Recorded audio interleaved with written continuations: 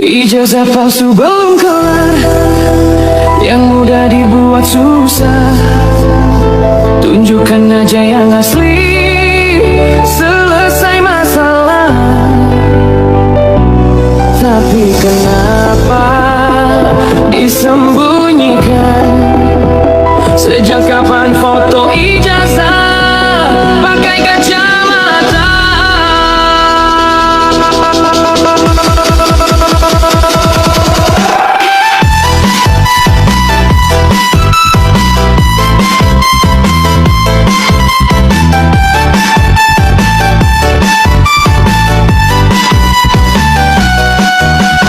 Katanya jujur, katanya bersih, tapi berkasnya entah kemana pergi. Yang rakyat minta cuma satu bukti, ijazah asli, tunjukkan sini. Mudah saja tapi ribet dibuat, jawabnya muter semua berlipat. Kalau memang benar kenapa takut? Kalau asli kenapa diselimut? Kami cuma ingin jelas, bukan cari salah. Satu kertas tapi ribut ke istana. Kalau niatnya baik, kenapa gelisah? Ijazah palsu bikin negeri jadi lemah. Ijazah palsu belum kelar, yang mudah malah makin susah. Tunjukkan yang asli, selesai masalah. Kenapa disimpan, apa rahasianya? Ijazah palsu belum kelar, yang jujur malah disalahkan pula. Sejak kapan ijazah pakai kacamata? Atau cuma gaya biar tak terbaca? Rakyat menunggu janji, menumpuk setiap jawaban. Makin membingungkan yang di atas bilang sabar dulu, tapi sabarnya udah mau habis bung. Surat disegel, data dikunci, katanya rahasia. Kau makin curiga, kau pikir kami tak tahu arah. Setiap dusta tinggal jejaknya. Jangan salahkan angin yang berhembus, kalau bau dusta makin terendus. Kau sembunyikan berkas di balik kaca, tapi bayanganmu terlihat juga. Ijazah palsu belum kelar, yang mudah malah dibuat drama. Kalau memang asli, ayo tunjukkan, biar rakyat tenang, tak perlu curiga. Ijazah palsu belum kelar, banyak alasan tak masuk logika. Sejak kapan ijazah pakai kacamata? Atau takut silau kena cahaya fakta? Yo, dengar sini, ini lagu bukan dinat, tapi sindir gaya birokrasi. Lamar kata transparan, cuma di spanduk, tapi di meja malah banyak yang ngeluh. Rakyat bijak, jangan dikira tak paham. Kertas selembar, tapi bikin heboh segram. Kalau jujur, bukti cepat keluar. Kalau bohong, pasti kelihatan kabur. Rakyat tanya baik-baik, jangan marah. Kebenaran itu tak kenal pangkat atau tahta. Ijazah itu bukti, bukan legenda. Kalau benar, kenapa harus drama? Ijazah palsu belum kelar, yang mudah malah makin susah. Tunjukkan yang asli, selesai masalah. Kenapa disimpan, apa rahasianya? Ijazah palsu belum kelar, yang jujur malah disalahkan pula. Sejak kapan ijazah pakai kacamata?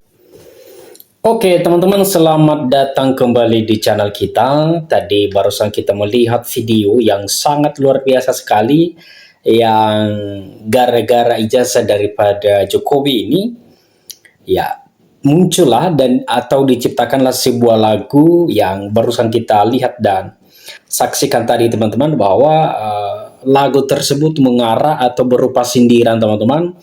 Bahkan sudah dibuat dengan remix atau berupa DJ teman-teman, yang bisa buat kita geleng-geleng dan juga memikirkan kenapa hal demikian bisa terjadi. Kenapa tidak dari dulu mereka memprotes hal-hal begitu, padahal udah lama menjadi daripada pemimpin seorang Jokowi ini.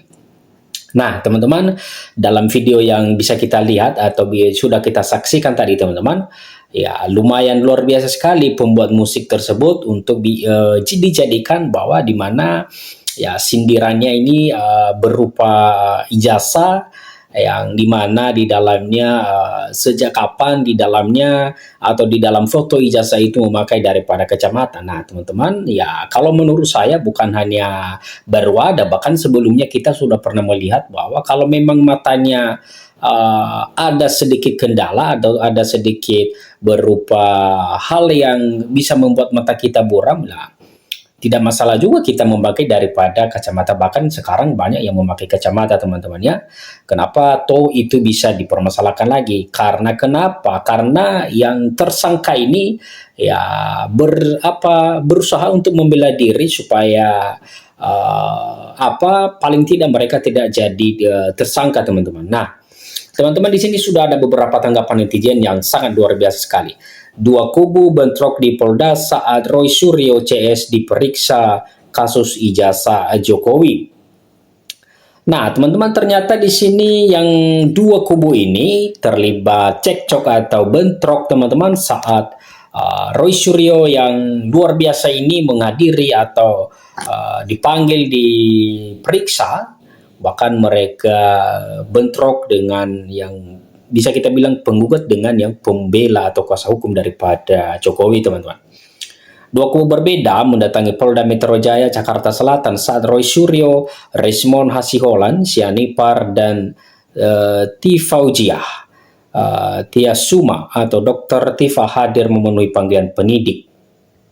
Ketiganya diperiksa sebagai tersangka soal kasus tudingan ijazah palsu Presiden ke-7 Republik Indonesia Joko Widodo atau Jokowi. Tampak puluhan simpatisan Roy Suryo CS hadir memberikan dukungan di Polda Metro Jaya.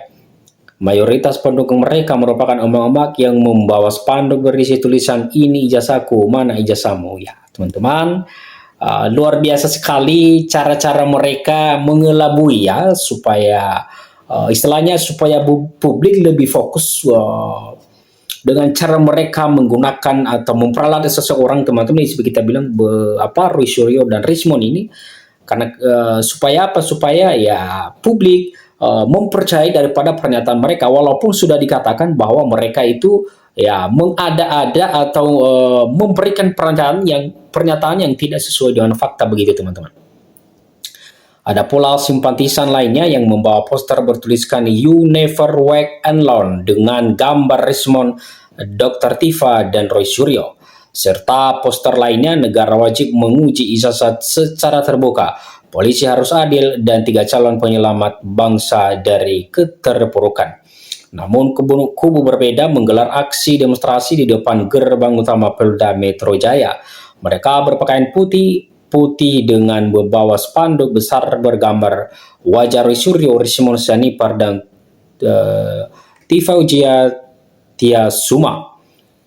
Puluhan simpatisan Roy Suryo CS hadir memberikan dukungan di Polda Metro Jaya. Mayoritas pendukung berupaya emak-emak yang membawa spanduk berisi tulisan "Ini ijazahku, mana ijazahmu?"